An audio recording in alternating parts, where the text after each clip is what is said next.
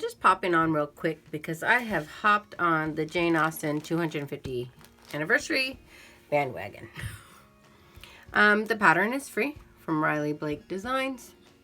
I did send it to my local printers.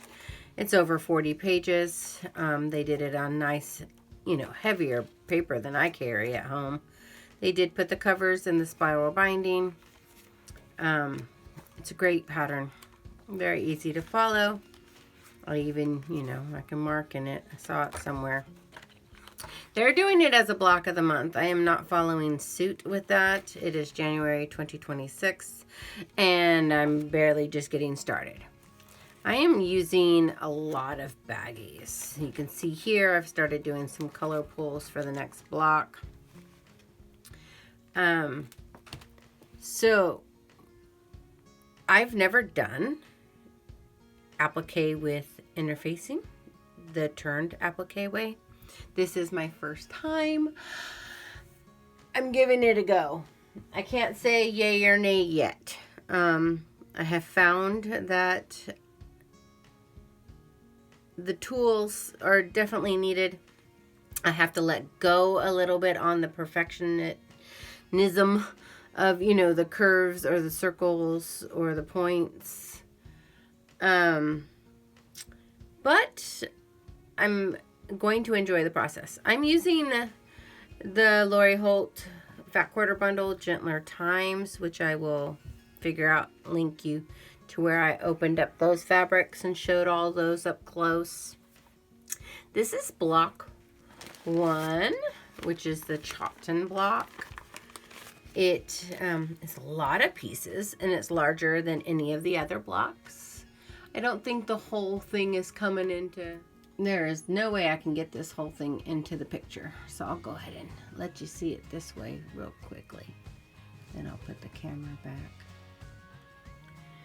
So I've been working on this on the road. What I was able to do... I'm going to go ahead and get some of these out of here and talk about. So with the interfacing that I have, I lay that out. I cut according to the instructions. And then I trace my shapes. And then I lay it right on top of my chosen fabrics for those pieces. And I just go ahead and, I'll lay the interfacing right. That's been pre-cut and pre-drawn. I'll lay them directly on top of the fabric of choice. And then I just go ahead and subcut with the interfacing right on them. So you'll see here, they're a little bit different size. It's okay. It's all getting trimmed and cut off anyways. I have gone through and prepped myself multiple blocks. Some of them are ×4. That first one was only ×1. And then I've gone as far as stitching everything. Gone as far as numbering, their placement in the quilt. I did that on my own because I'm playing with the colors. I am changing them around a little bit. So for example, this is the bath block. There's 4 of them. And so I have them numbered and separated. So this one is all done. I actually was on a very long road trip. And so I did the trimming and the turning while in the car. So we can go ahead and get this guy laid out. Again, it is my first time. I have to give myself a little bit of grace on being perfect or not. Let's see how this guy looks. He's going to look like that. Are you in the camera? I can't tell.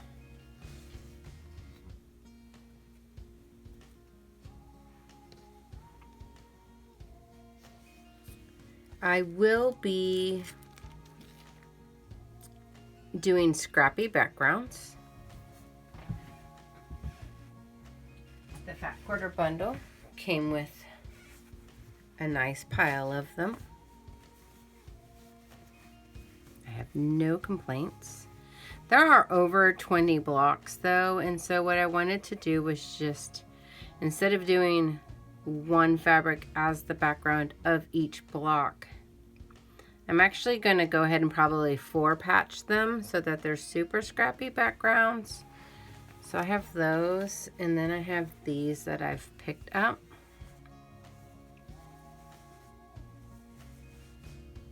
And I will just do scrappy, scrappy, scrappy. I think it'll be fun. Let's see. Can't get those turned for you. They aren't white. They are more of that creamy beige bone type of backgrounds. I have no idea what I'm doing. I will be completely honest. I was able to pick up though. I'm going to try my hand at hand appliquing these down. I do want to do this as written. You know, I want to try. If I'm going to learn to try this, I want to try it the way it's written. So you'll see here, like this one I had already started to cut. Make sure I put it back in the correct bag.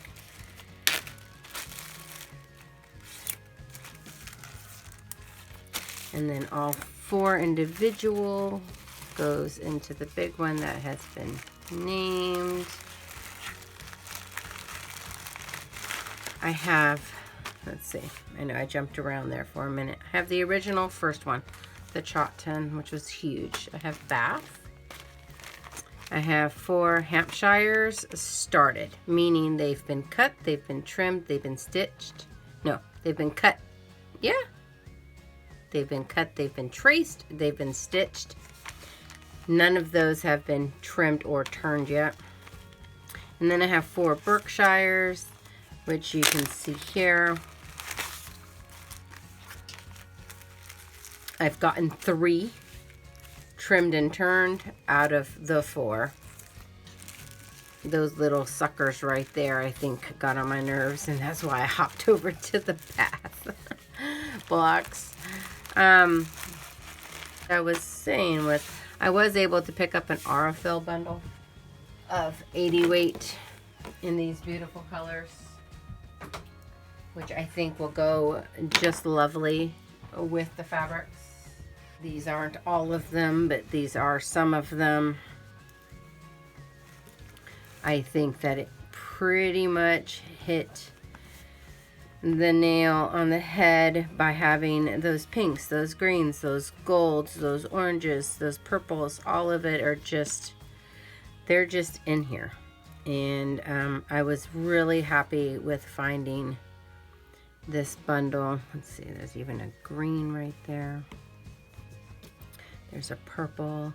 There's some charcoal grays. They're not in this pile, but they are in the other pile of fabric in the box. So that was great. But yeah, if you'd like to follow along, I fumble and I mumble, and I will be honest. So if you want to follow along with me on this journey, then go ahead and like, comment, subscribe, and share.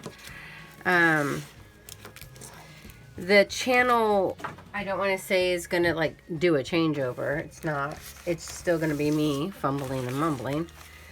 But I'm having a couple different things in my life change. So actual, let's say, tutorials of shop samples won't be videos anymore.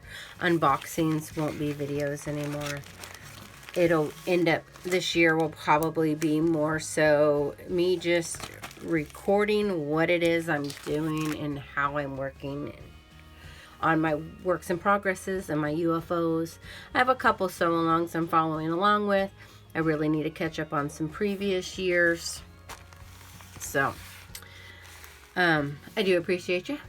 Thanks for sticking around this long. I will try to get some links in of either previous videos that have links or the one with all the fabrics. And have a great day.